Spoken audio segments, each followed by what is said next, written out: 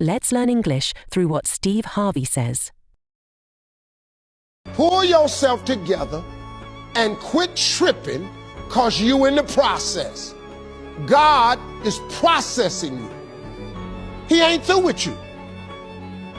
If he was through with you, you would not wake up in the morning. Guys இங்கே ஸ்டீவாவே use பண்ணியிருக்க quit tripping அப்படின்றது just ஒரு casual கான்வர்சேஷனில் use பண்ணுற ஒரு informal phrase தான். Quit tripping அப்படின்னு அவங்க இங்கே என்ன மீன் பண்ணுறாங்கன்னா ஜஸ்ட் ஸ்டாப் வரிங் அப்படின்றத அவங்க மீன் பண்ணுறாங்க. வேறு எங்கெல்லாம் நீங்கள் யூஸ் பண்ணலாம் அப்படின்னா ஸ்டாப் ஓவர் ரியாக்டிங் அப்படின்னு நீங்கள் சொல்லும் போது நீங்கள் அதுக்கு பதிலாக குவிட் ட்ரிப்பிங் அப்படின்னு யூஸ் பண்ணலாம்.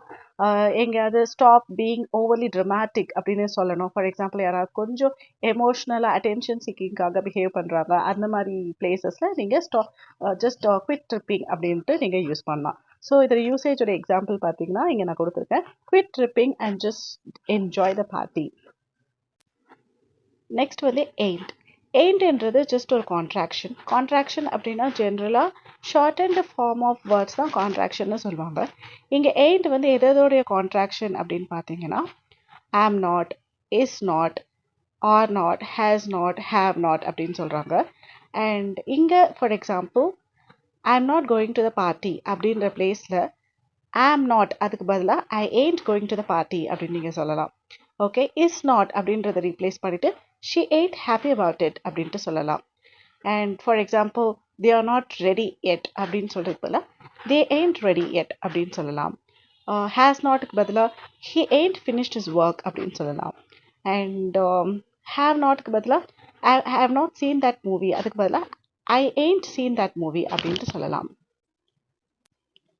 நெக்ஸ்ட் வந்து he ain't through with you அப்படின்னு என்னென்னு பார்க்கலாம். He ain't through with you அப்படின்னா he isn't done with you or he hasn't done with you அப்படின்னு சொல்கிறாங்க. இந்த கான்டெக்ட்ஸில் என்ன மீனிங்னா God still has some plans for you அப்படின்றதான். He hasn't finished with you அப்படின்றத இங்கே மீன் பண்ணுறாங்க. So hope this is helpful.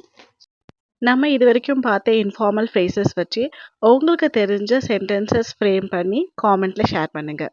Hope this is really helpful for you. Thank you.